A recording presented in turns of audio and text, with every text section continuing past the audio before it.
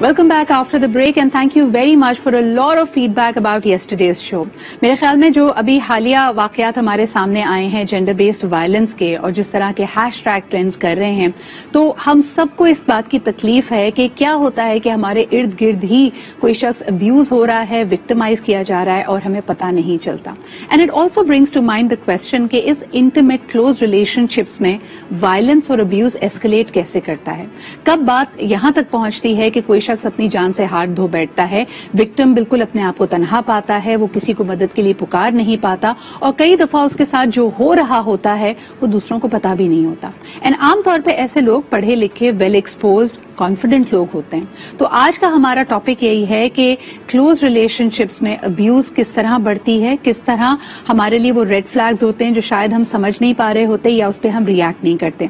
मेरे साथ मौजूद हैं doctor Wajiha Zafar. She is a clinical psychologist. आपका मास्टर्स और एमफिल दोनों क्लिनिकल साइकोलॉजी में है and you been practising for the last 3 years. Thank you so much Wajiha for making time for us today.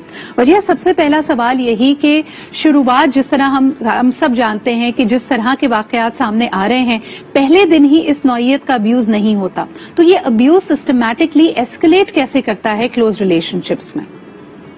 जी अस्सलाम वालेकुम. अच्छा, जहाँ पे हम फेमिसाइड, अब्यूज, इन चीजों की बात करते हैं तो ये जो एक्सट्रीम इमोशंस हैं ये एकदम नहीं आते.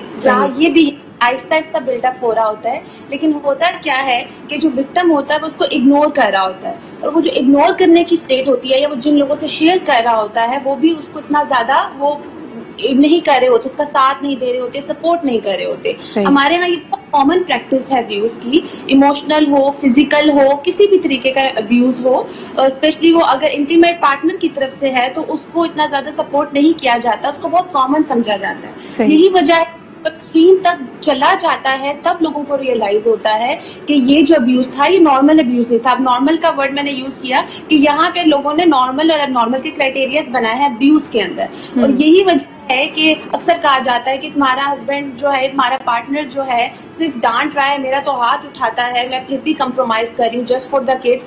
तो यहाँ तक इन अदर वर्ड्स, जिसको आपने नॉर्मल अब्यूज अभी कहा, क्योंकि किसी तरह का भी अब्यूज नॉर्मल नहीं होता, लेकिन हमारे माशरे ने उसको एक्सेप्टेबल बना दिया है कि भाई डांटा ही तो है, पाबंदी ही तो लगाई है, या कोई सार्कास्टिक रिमार्क देना. आज के जमाने में तो अब आप उसको भी एक साइकोलॉजिकल अब्यूज की ही और इमोशनल अब्यूज के ट्रॉमा में लेके आएंगे अगर आपकी राय को रद्द किया जाता है, अगर आपको बार बार इस शक में डाला जाता है कि जो आप सोच रही हैं, जो आप महसूस कर रही हैं, वो सही नहीं है. इसकी एक बहुत बड़ी मिसाल दी जाती है कि कोई शख्स अगर आपको इमोशनली अब्यूज करेगा तो आपको आगे से कहे कि आपका जो रिएक्शन है वो इनवैलिड है, आप बहुत ज्यादा सेंसिटिव, आप बहुत ज्यादा हसास एक्ट कर रही हैं.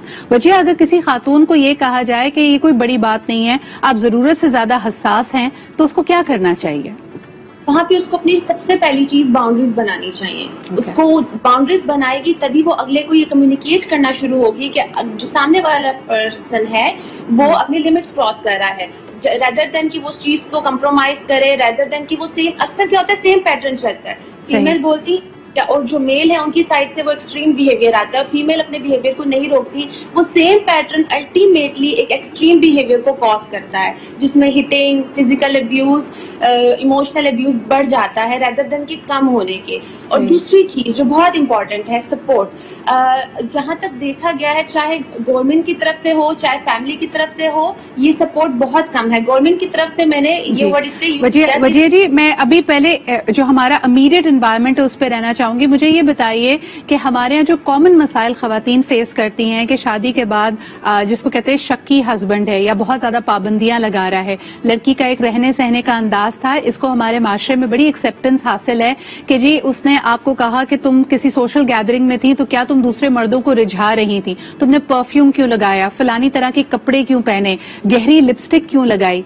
अब मुझे ये बताइए कि इस तरह की अगर बातें शुरू हों और खवातीन शुरू में गिव इन करती हैं, क्या ये रेड फ्लैग है? क्या उनको ये बातें शेयर करनी चाहिए कि मुझे बुरा महसूस हो रहा है, या फिर what should be happening at that time? Exactly, absolutely right. जब गिवन किया जाता है तो ये बिहेवियर मजीद बढ़ता है, फिर ये लिपस्टिक की बजाय ये और चीजों पे भी आ जाता है, फिर ये स्ट्रेंजर्स की बजाय फैमिली में شفٹ ہو جاتا ہے. فیملی میں بیٹھے ہیں تو تم نے فلاں پرسن کو اس نظر سے دیکھا یا اس نے تمہیں دیکھا, تم نے روکا نہیں. The point is کہ یہ بہیویئر آپ جتنا زیادہ اگنور کرتے ہیں, جتنا زیادہ اس پہ کمپرومائز کرتے ہیں, یہ بڑھتا جاتا ہے. اور اس سے میں اکثر دیکھا گیا کہ ایموشنل ابیوز ہمیشہ بڑھا ہے. اس پہ جتنا ریلیکس ہو کے ایزیلی کمیونیکیٹ پہلے کیا جائے, یا پھر اپنی ٹون ایسے جائے کہ سامنے والے کو کمیونیکیٹ ہو جائے کہ میں اگلے پرسن پہ اٹیک کر رہا ہوں, یہ ریئلائز کروایا جائے کہ this is not a normal behaviour, یا پھر فیملی کو انوالو کر کے اس پر ایشو کریٹ کر کے اس چیز کو کمیونیکیٹ کرایا جائے کہ دس از ناٹ. اچھا, جب دوستیاں ہوتی ہیں کسی کی اگر انڈرسٹینڈنگ ہے, بڑے کامن اگر باتوں میں بات کی جائے, لوگ کہتے ہیں کہ جی پہلے اٹریکشن تھی, ایک انڈرسٹینڈنگ تھی, پھر آہستہ آہستہ اسی طرح کی ابیوزو باتیں بیچ میں شروع ہوتی ہیں. خواتین کو کیا کرنا چاہیے؟ وہ اکثر مردوں کے لیے ایکسکیوز بنا رہی ہوتی ہیں کہ یہ نارملی ایسا نہیں کرتا, اس دن غصے میں تھا, یا جیسے کہ کئی دفعہ دیکھا گیا ہے کہ وہاں سے غصے میں آیا تھا, اس کا غصہ اس نے مجھ پہ اتار دیا. ہم نے ان چیزوں کو ایکسیپٹیبل کیوں بنایا ہے؟ دیکھیے, ایکسیپٹیبل اس کو ہم نے ایک بچے کی بات کریں, ایک لڑکی کی بات کریں تو چائلڈہڈ سے ہی ایکسیپٹیبل ہے نا. آپ یہ دیکھیں کہ اگر ہم بھائی کی بات کریں یا بہن کی بات کریں تو ہماری سوسائٹی میں بہت بڑا ڈفرینس رکھا جاتا ہے کہ وہ بھائی ہے, کر سکتا ہے. تو یہ پریکٹس تو ہمارے گھروں میں بچوں کو, لڑکوں کو اسپیشلی بچپن سے دی جا رہی ہے. آپ کوئی بھی ایسا گھر نہیں دیکھیں گے, موسٹلی دیکھیں گے کہ جس میں بیٹیوں کو سمجھایا جائے گا کہ آپ لڑکی ہو, آپ کو کمپرومائز کرنا ہے, آپ کو خاموش ہو جانا ہے, جس کی وجہ سے لڑکی کو اس بات میں ہم شاید دیتے ہیں. اگر دوسرا آپ بالکل صحیح کہہ رہی ہیں وجیہ, اور یہ میرے خیال میں ہمارے گھرانوں کی, یعنی اگر کوئی والدہ اس وقت شو دیکھ رہی ہیں, کوئی بہن اس وقت یہ شو دیکھ رہی ہے, انفیکٹ اگر کوئی والد بھی شو دیکھ رہے ہیں, why have we made it acceptable کہ لڑکا غصے میں گھر کا واز, گھر کی گلاس, اپنا بیٹ توڑ سکتا ہے؟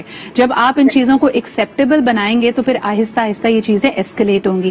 اچھا, ایک بڑا امپورٹنٹ سوال وجیہ, کہ عام طور پہ لوگ سمجھتے ہیں کہ اگر آپ کسی ابیوسو ریلیشن شپ میں ہیں, کسی ایسے شوہر کے ساتھ ہیں جو ظلم کرتا ہے, مار پیٹ کرتا ہے, تو ایوری ڈے از بیڈ.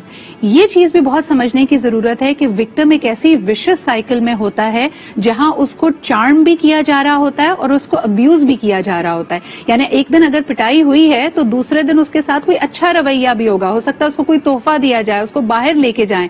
تبھی وکٹم کے لیے بھی یہ انڈرسٹینڈ کرنا مشکل ہو جاتا ہے کہ کیا وہ ابیوسو سچویشن میں ہے یا یہ نارمل ہے. اس بارے میں ضرور بات کیجیے.